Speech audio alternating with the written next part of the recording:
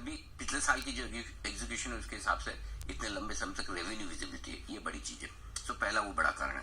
दूसरा बड़ा कारण है, आमतौर पर जनरली अगर आप देखते हैं रियल एस्टेट कंपनियों में इश्यू होता है कि डेट बड़ा होता है, क्योंकि ये सरकारी कंपनी है, डेट का सवाल नहीं, कैश रिच कंपनी है, डेट फ्री कंपनी है। और एक और चीज बताऊं आपको, कंपनी के पास लगभग 4,200 करोड़ का कैश है, जितना मार्केट कैप है उसका 1/3 कैश लेके बैठे हैं।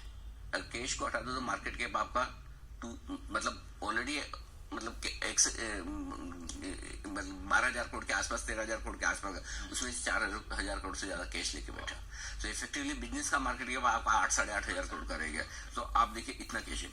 पिछले 3 साल में बहुत ही स्ट्रॉन्ग फाइनेंशियल ग्रोथ दिखाई है कंपनी ने, एकदम वापस ट्रैक पर आती हुई दिखी, और ये ग्रोथ आगे कंटिन्यू रहेगी। खुद मैनेजमेंट ने कहा है वित्त वर्ष 2024 में 9,000 करोड़ के आसपास की सेल्स करेंगे, 540 करोड़ का मुनाफा करेंगे वित्त वर्ष 24 में, ईबिटा करेंगे 350 से 550 के आसपास, 200 करोड़ का ईबिटा ज्यादा आएगा।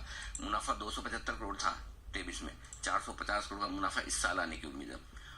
मार्जिन 6% तक पहुंचाने की उम्मीद है। धीरे धीरे मार्जिन बढ़कर आपके 6% की रेंज में जाने की तैयारी, अभी 4% है।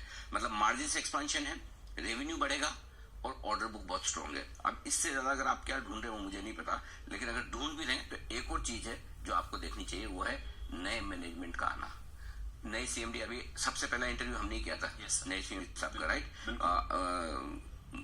महादेव स्वामी साहब जो है, महादेव स्वामी साहब, उनका हमने जो इंटरव्यू किया, नए मैनेजमेंट में आने के बाद इस कंपनी में एक नई जान आ रही है, नया जोश आ रहा है। और मुझे लगता है कि ये स्टॉक आपको 85, 100 और 120 रुपए इन टारगेट के लिए आपको होल्ड करना चाहिए, खरीदना चाहिए। और मैं फिर कहूंगा, कमजोर खराब क्वालिटी के पीएसयू स्टॉक्स बेचकर अच्छी क्वालिटी के स्टॉक्स रखिए। और अगर आपके पास कोई भी अच्छे स्टॉक्स है, कोई मजगांव डॉक है, किसी के पास बीएल है, किसी के पास एच है, किसी के पास सरकारी बैंकों में एसबीआई है, आपको बिल्कुल चिंता करने घबराने की जरूरत नहीं है।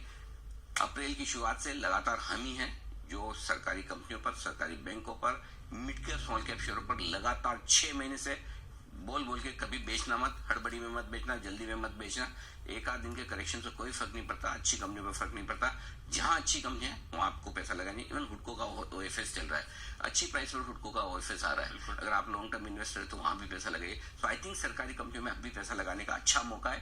बढ़िया ग्रोथ आउटलुक जो है एनबीसी से आज हमारा स्टॉक है, अच्छी क्वालिटी की सरकारी कंपनी, बिल्कुल 100%, कोई परेशानी नहीं है वहां पर। ओके।